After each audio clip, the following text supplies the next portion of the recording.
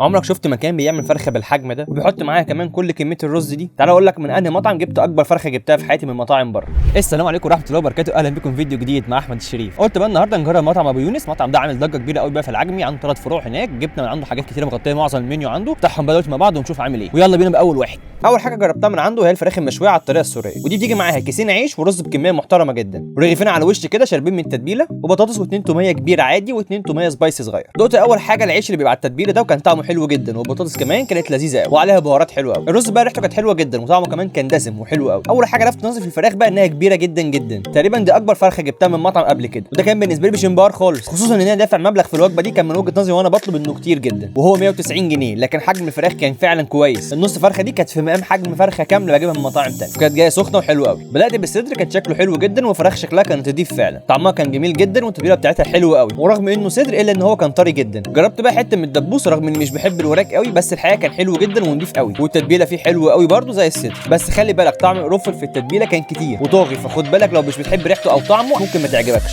جربت بقى التوميه، اول حاجه العاديه كان طعمها حلو بس عادي مش مميزه قوي، وطعم التوم فيها كان قليل، انما السبايسي بقى كانت حلوه قوي وطعمها مظبوط وما كانتش سبايسي قوي، كانت حرشه كده فعجبتني جدا. تاني حاجه جربتها بقى وهي وجبه فراخ كريسبي، ودي بتيجي معاها علبه توميه عاديه كبيره وعلبه صغيره سبايسي و2 كاتشب وبطاطس وعيش وكميه رز برده حلوه جدا، وطبعا قطعتين الفراخ. طعم الرز هو زي اللي كان في الفراخ المشويه، كان حلو برده، وكذلك البطاطس كانت كويسه جدا، والفراخ هنا كانت شكلها نضيف من جوه، وطعم القرمشه جميله جدا، وتتبيله الفراخ حلوه جدا برده وواصله لحد جوه، والدبوس كمان نفس الكلام كان حلو قوي ونضيف كده من جوه برده. وطبعا مش هجرب التوميه تاني، لسه مجربينها في الفراخ اللي فاتت. الوجبه دي بقى عجبتني جدا، وعجبني كمان سعرها اللي هو 55 جنيه، وممكن تزود 5 جنيه وتجيب بقى القطعتين دول صدور بدل وراك، فتحس ان انت خدت قيمه حلوه برده مقابل السعر ده. ثالث حاجه جربتها بقى وهي فتة الشاورما، انا جبتها ميكس شاورما فراخ وشاورما لحم، ودي بتيجي معاها علبه توميه صغيره كده وكفر شكله مختلف عن اللي كان موجود في الاوردر، وطلع عيني فعلا جدا اول ما فتحته، وفي الاخر جواه معلقه ومناديل ووايبس. نخش بقى على الفته، وهي عباره عن نص شاورما فراخ ونص شاورما لحمه، وتحتهم توميه وعيش ورز العادي يعني. اول حاجه لفتت نظري ان كميه الشاورما كانت كتير فعلا. بدات بالفراخ كان طعمها حلو قوي، تتبيله الشاورما حلوه فعلا ومش ناشفه، وكميتها كمان كانت كويسه. اما اللحم بقى فينطبق عليها نفس الكلام، حلو قوي، تتبيله اللحم عنده كانت جميله فعلا. الحقيقه الطبق كله كان جميل جدا، وسعره 55 جنيه، ويعتبر مش غالي ومش رخيص برده، لكن القيمه بتاعته كانت كويسه. رابع حاجه جربتها وهي الماريه، ودي بتيجي في بوكس كده جواه علبتين توميه عادي وسبايسي صغيرين وبطاطس من جوه كده، عباره عن شاورما فراخ وجبنه موتزاريلا، وهنا الجبنه مش اضافه، هي بتيجي بالجبنه كده عادي، بس كان باين ان كميه الشاورما بقى هنا مش كتير، بس المهم الطعم زي ما انتم عارفين. اول حاجه العيش ما كانش الطف حاجه، كان قديم شويه وشكله كان بايت عنده، وكميه الشاورما كانت قليله فعلا في الاكل، بس طعم الجبنه كان كويس. اجمالا كده التجربه دي بالنسبه لي انا تعتبر ما كنتش مبسوط منها، والبوكس ده سعره 55 جنيه برضه. نخش على السندوتشات بقى. اول سندوتش وهو شاورما لحمه وسط، وده بيجي معاه علبه طحينه صغيره، حجمه كان حلو بالصغير، وكميه الحشو برضه كانت معقوله جدا. اما بقى طعمه كان حلو جدا، وكميه الحشو بالنسبه للعيش كانت جميله، والطحينه مع البصل واللفت والشاورما كانوا حلوين جدا مع بعض، وكمان طعم الطحينه اللي معاه في العلبه دي كانت حلوه جدا. والسندوتش ده ب 45 جنيه. اخر سندوتش بقى قبل الحلو وهو الكفته، جبتها المره دي في عيش فينو مش عيش صاج، وبيجي معاها برضه علبه طحينه، حجمها كان حلو جدا برضه، من جوه عباره عن طحينه وبطاطس مع الكفته. انا الحقيقه مش بحس انها حاجه حلوه لما تحط بطاطس جوه السندوتش، معرفش انا لوحدي اللي كده ولا في كمان زيي، بيقولوا لي في الكومنتات لو حد زيي كده. طبعا الكفته كانت بردت شويه، ومعرفش لو كانت سخنه كانت هتبقى احلى من كده ولا لا، بس الحقيقه ان هي ما عجبتنيش خالص، ما كانش باين فيها اي ريحه او طعم للشوي، رغم ان شفت عنده في الصفحه ان هي بتكون مشويه على الفحم مش على الجريل يعني ولا اي حاجه، بس خيبت امري فيها بصراحه. والسندوتش ده كان ب 37 جنيه. اخر حاجه بقى، وده كان اقتراح الكول سنتر، ان نجرب الكنافه بالقشطه بتاعته، قلت ماله نجرب. جبت ربع، شكله كان حلو جدا الحقيقه من قبل ما ناكله، وهنا بقى قلت طبعا مش مشكله حوار المعلقه، هي كده كده شكلها مش ملزقه يعني، ريحه السمن فيها كانت حلوه جدا، اما بقى طعمها كان حلو جدا، وسكرها جميل ومظبوط، وقوام الكنافه وطعم القشطه او الكريمه اللي في الحشو ده كانت حلوه قوي. هي بس سعرها اللي كان غالي قوي، الربع ده كان ب 25 جنيه، طبعا ده لو انت هتقارنه بمحلات الحلويات اللي بتعمل نفس النوع ده من الكنافه. الحقيقه ان تجربه المطعم ده كانت حلوه جدا، بس اسعاره تعتبر في رينج عالي شويه لو هتقارنه من منافسينه، بس الحقيقه انك بتاخد كواليتي حلوه جدا قصاد السعر ده. وبس كده، اشوفكم بخير الفيديو الجاي، سلام.